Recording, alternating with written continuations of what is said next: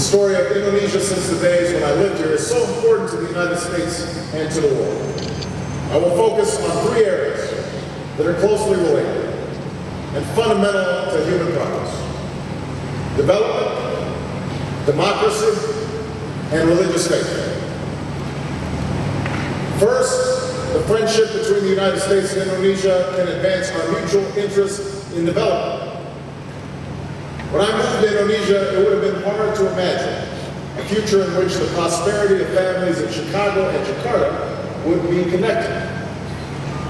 But our economies are now global, and Indonesians have experienced both the promise and the perils of globalization. From the shock of the Asian financial crisis in the 90s, to the millions lifted out of poverty because of increased trade and commerce. And what that means, and what we learned in the recent economic crisis, is that we have a stake in each other's success.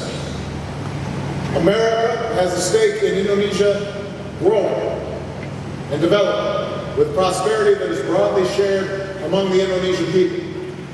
Because the rising middle class here in Indonesia means new markets for our goods, just as America is a market for goods coming from Indonesia. So we are investing more in Indonesia, and our exports have grown by nearly 50%. And we are opening doors for Americans and Indonesians to do business with one another. America has a stake in an Indonesia that plays its rightful role in shaping the global economy.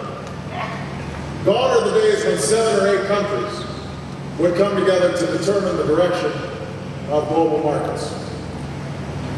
That's why the G20 is now the center of international economic cooperation, so that emerging economies like Indonesia have a greater voice and also bear greater responsibility for guiding the global economy.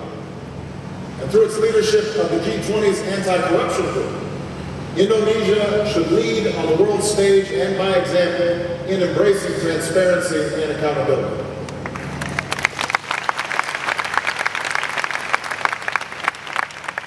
America has a stake in an Indonesia that pursues sustainable development, because the way we grow